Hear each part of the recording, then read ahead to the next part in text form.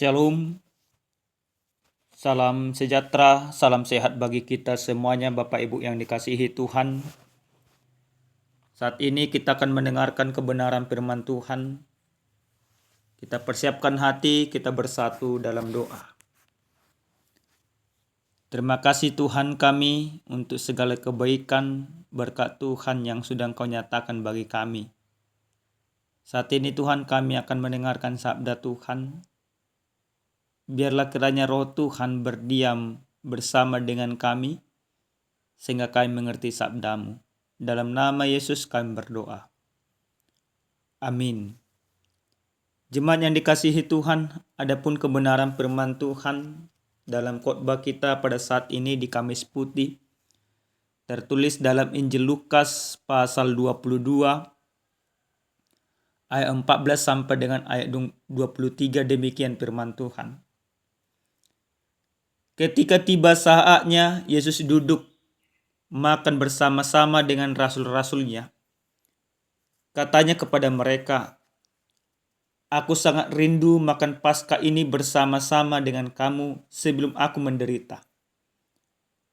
Sebab aku berkata kepadamu, aku tidak akan memakannya lagi sampai ia beroleh kegenapannya dalam kerajaan Allah."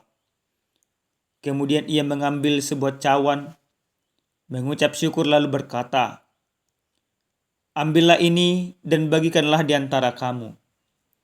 Sebab aku berkata kepadamu, mulai dari sekarang ini aku tidak akan minum lagi hasil pokok anggur sampai kerajaan Allah telah datang." Lalu ia mengambil roti, mengucap syukur, memecah-mecahkannya, dan memberikannya kepada mereka, katanya, "Inilah tubuhku yang diserahkan bagi kamu. Perbuatlah ini menjadi peringatan akan aku." Demikian juga dibuatnya dengan cawan sesudah makan. Ia berkata, "Cawan ini adalah perjanjian baru oleh darahku yang ditumpahkan bagi kamu. Tetapi lihat, tangan orang yang menyerahkan aku ada bersama-sama dengan aku di meja ini. Sebab Anak Manusia memang akan pergi seperti yang telah ditetapkan. Akan tetapi celakalah orang yang olehnya ia diserahkan." Lalu mulailah mereka mempersoalkan, siapa di antara mereka yang akan berbuat demikian. Sampai di sana pembacaan kebenaran firman Tuhan. Bapak Ibu yang dikasihi oleh Tuhan kita Yesus Kristus,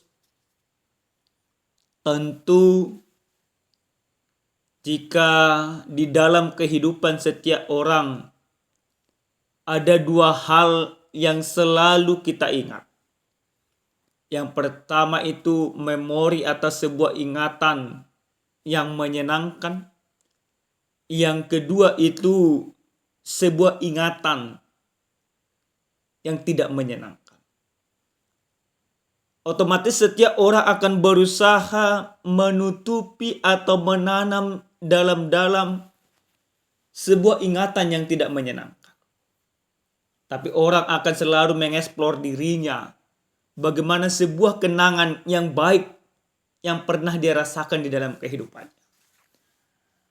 Jemaat yang dikasihi oleh Tuhan kita Yesus Kristus, dalam sabda Tuhan yang sampai kepada kita pada saat ini, di mana ketika Yesus bersama dengan ke-12 muridnya sampai di Yerusalem, sebelum pesta perayaan Paskah orang Yahudi dilaksanakan, yang akan tiba waktunya sekitar 3 hari lagi, maka Yesus mengumpulkan ke-12 rasulnya. Dia bercerita, bahkan dia merindukan untuk makan perjamuan malam. Maka kerinduan yang dimiliki oleh Yesus digenapi oleh para muridnya. Mereka menyediakan makanan sebagaimana yang Yesus inginkan. Tapi di dalam perjamuan malam itu, perjamuan makan bersama itu, Yesus memberitahukan akan apa yang akan terjadi di dalam kehidupannya. sebuah penderitaan, sebuah pengorbanan yang tidak pernah terpikirkan oleh para murid-muridnya. Tapi di dalam perjamuan itu Yesus menyampaikan pesan. Dia mencontohkan bagaimana Yesus akan seperti roti tersebut yang terbagi-bagi. Maka apa yang dikatakan oleh Yesus dalam kebenaran firman Tuhan ini? Dalam ayat yang ke-16 dikatakan di sana, sebab aku ini berkata kepadamu, aku tidak akan memakannya lagi sampai ia beroleh kegenapannya dalam kerajaan Allah. Kemudian mengambil cawan, mengucap syukur lalu berkata, ambillah dan bagikanlah di antara kamu. Sebab aku berkata kepadamu mulai hari ini aku tidak akan minum lagi hasil pokok anggur sampai kerajaan Allah telah datang. Nah Bapak Ibu, di dalam ayat ke-19, ketika Yesus mengambil roti, mengucap syukur dan memecah-mecahkannya, dia katakan, inilah tubuhku yang diserahkan bagi kamu, perbuatlah ini peringatan akan aku. Dikatakan di sana peringatan akan aku. Maka perjamuan malam itu menjadi dasar orang Kristen melakukan perjamuan kudus. Tapi apa yang tersirat dalam kebenaran firman Tuhan ini? Yaitu seperti yang Yesus katakan, perbuatlah ini akan peringatan akan aku. Peringatan akan aku. Sebuah ingatan yang tidak pernah terlupakan bagi keberimanan setiap orang percaya. Sebuah peringatan, ingatan yang dengan sengaja harus kita ingat selalu. Ingatan itu tentu bukan ingatan yang baik Bapak Ibu. Kenapa kami katakan bukan ingatan yang baik? Karena memang faktanya demikian. Karena apa yang akan kita ingat di sana? Kematian. Kematian dari sendiri. Kematian yang sangat tragis. Kematian yang tidak pernah terbayangkan.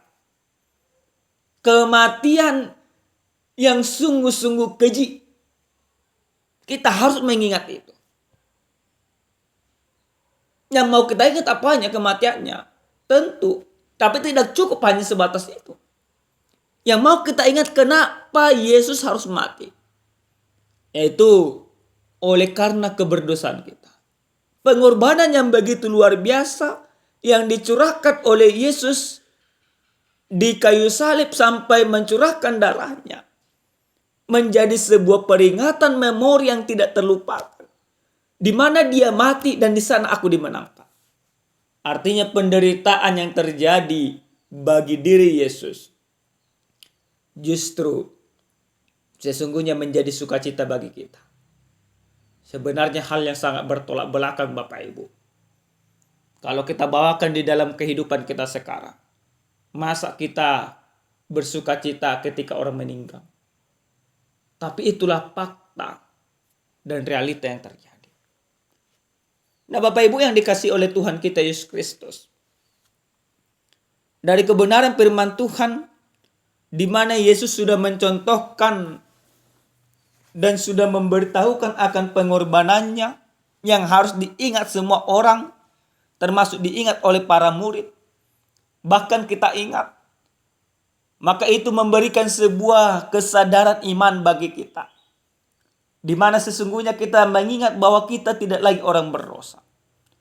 Tapi kita sudah menjadi orang-orang yang ditebus dan diselamatkan oleh darah Kristus. Nah lewat firman ini kita mau diingatkan kembali. Sesuai dengan tema yang sampai kepada kita. Dikatakan pengorbanan Yesus Kristus yang menyelamatkan. Apa yang harus kita imani dari kebenaran firman Tuhan ini? Yang pertama lewat firman ini kita kembali disadarkan akan pengorbanan Kristus yang begitu luar biasa. Pengorbanan Kristus di kayu salib bukanlah pengorbanan tanpa sengaja. Tapi pengorbanan yang harus dan wajib dilakukan oleh Yesus. Semua itu dilakukan oleh Yesus. Oleh karena keberdosaan kita. oleh karena keserakahan kita, oleh karena ketamakan kita. Maka firman ini mau mengingatkan kita. Karena segala keserakahan dan keberdosaan kita menjadi tumbal akan keserakahan itu Yesus. Maka kita mau diingatkan, imani pengorbanan itu. Jangan sia-siakan pengorbanan itu. Supaya Yesus yang menjadi tumbal akan keberdosaan kita tidak menjadi sia-sia. Maka firman ini mengajar kita pribadi lepas pribadi. Ternyata kita diselamatkan bukan dengan emas dan perak. Bukan dengan segala perbuatan baik kita. Bukan dengan segala kelakuan-kelakuan kita yang kita anggap sudah benar. Tapi semuanya itu terbayar lunas oleh karena darah Kristus yang tertumpah di Bukit Golgota. Yang kedua, Bapak Ibu yang dikasihi Tuhan. Apa yang dikatakan firman ini kepada kita? Perbuatlah itu peringatan akan aku. Sekali lagi firman ini kita diingatkan. Bagaimana pengorbanan Kristus. Maka kita harus ingat semuanya itu.